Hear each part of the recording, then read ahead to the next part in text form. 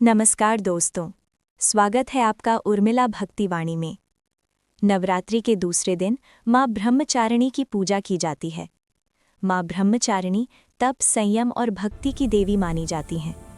सृष्टि के आरंभिक समय की बात है।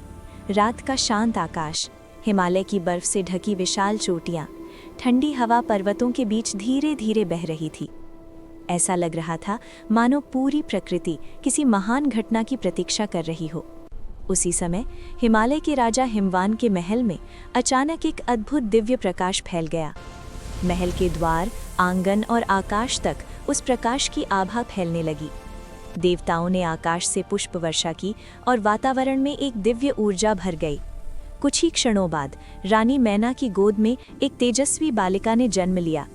उस बालिका के चेहरे पर अद्भुत शांति थी, आंखों में दिव्य तेज।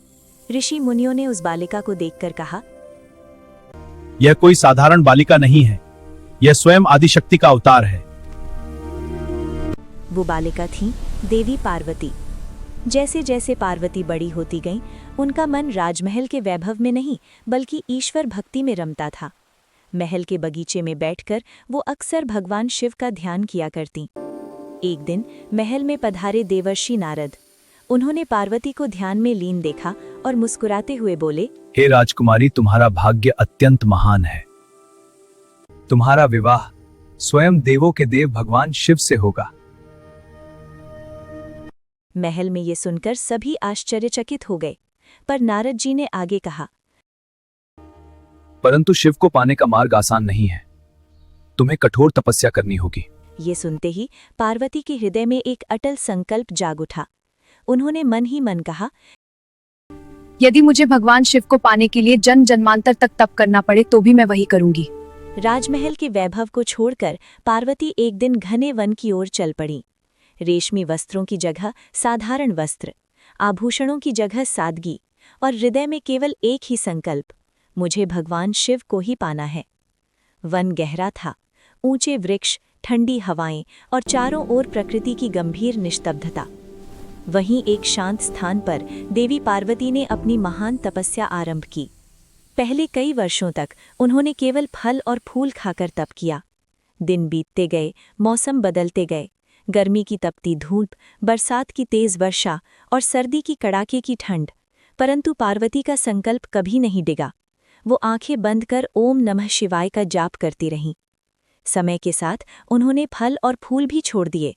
अब वे केवल सूखे पत्तों पर जीवन बिताने लगी। उनका शरीर धीरे धीरे क्षीण होने लगा, पर उनकी भक्ति और तेज और भी प्रबल होता गया। वन के ऋषि मुनि जब उन्हें देखते तो आश्चर्य से भर जाते। देवता भी आकाश से ये अद्भुत तपस्या देखकर चकित थे। कुछ समय बाद देवी पार्वती ने सूखे पत्ते भी त्याग दिए। अब भी केवल वायु के सहारे तपस्या करने लगी। दिन, महीने, वर्ष वो एक ही स्थान पर खड़ी शिव का ध्यान करती रहीं। इसी कारण उन्हें कहा गया अपर्णा, अर्थात जिसने पत्तों तक का त्याग कर दिया हो। उनकी तपस्या इतनी प्रचंड थी कि मानो पूरा ब्रह्मांड उनके संकल्प की शक्ति को महसूस करने लगा। हवा शांत हो जाती, वन के पशु भी उनके पास आकर शांत बैठ जाते और चारों ओर एक ही ध्वनि गूंजती, ओम नमः शिवाय, ओम नमः शिवाय। देवी पार्वती की तपस्या देखकर भगवान शिव उनकी दृढ़ता की परीक्षा लेना चाहते थे।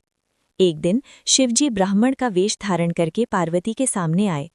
उन्होंने मुस्कुराकर पूछा, हे देवी, तुम इतनी कठोर तपस्या किसके लिए कर रही हो? पार्वती ने विनम्रता से उत्तर दिया, मैं भगवान शिव को अपने पति के रूप में पाने के लिए तप कर रही हूँ। ये सुनकर वो ब्राह्मण, जो वास्तव में शिव थे, बोले, तुम शिव को क्यों चाहती हो? वे तो भस्म लगाते हैं, शमशान में रहते हैं, उनका कोई राजसी वैभव नहीं है। ऐसे योगी को पति बनाना क्या उचित है? जब पार्वती ने उस ब्राह्मण की बातें सुनी जो भगवान शिव के बारे में अपमानजनक शब्द कह रहा था, उनकी आंखों में क्षण भर के लिए पीड़ा झलकी, पर अगले ही पल उनका चेहरा दृढ़ संकल्प से भर गया। उन्होंने शांत लेकिन अटल स्वर में कहा, हे ब्राह्मण देव, आप चाहे शिव के बारे में कुछ भी कहें, पर मेरे लिए वही संपूर्ण सत्य है। यदि मुझे जन्म जन्मांतर तक तप करना पड़े तो भी मैं उन्हें ही अपना पति मानूंगी। मेरे हृदय में शिव के अलावा किसी और के लिए स्थान नहीं है। उनके शब्दों में इतनी सच्चाई और प्रेम था कि पूरा वन जैसे उस क्षण शांत हो गया। हवा थम गई, वृक्ष स्थिर हो गए, मानो प्रकृति भी उस उत्तर को सुन रही हो। तभी वो साधारण ब्राह्मण धीरे धीरे मुस्कुराने लगा। अचानक उसके चारों ओर दिव्य प्रकाश फैल गया। वो प्रकाश इतना तेज था कि पूरा वन चमक उठा, और अगले ही क्षण वो साधारण ब्राह्मण रूप विलीन हो गया, और वहां प्रकट हुए देवों के देव महादेव स्वयं। जटाओं में गंगा, मस्तक पर अर्धचंद्र, गले में सर्प और चेहरे पर शांत मुस्कान। पार्वती कुछ क्षणों के लिए स्तब्ध रह गईं। उनकी वर्षों की तपस्या, उनका प्रेम, उनका अटूट विश्वास आज उनके सामने खड़ा था। भगवान शिव ने प्रेम भरी दृष्टि से पार्वती को देखा और कहा, देवी, मैं तुम्हारी भक्ति, तुम्हारे धैर्य और तुम्हारे प्रेम की परीक्षा ले रहा था। तुम्हारा प्रेम अटूट है। तुम्हारी तपस्या ने मेरे हृदय को भी स्पर्श किया है। आज से तुम केवल पार्वती नहीं, मेरी अर्धांगिनी हो। ये सुनते ही पार्वती की आंखों में आनंद के आंसू भर आए। आकाश से देवताओं ने पुष्प वर्षा की। सारी सृष्टि उस दिव्य मिलन की साक्षी बन गई। यही वो क्षण था जब भक्ति, तपस्या और प्रेम का संगम हुआ, और तभी से माता पार्वती का ये तपस्विनी रूप माँ ब्रह्मचारिणी के रूप में पूजित हुआ। अगर आपको ये कथा पसंद आई तो कमेंट में जय माता दी जरूर लिखें और वीडियो को लाइक और शेयर जरूर करें।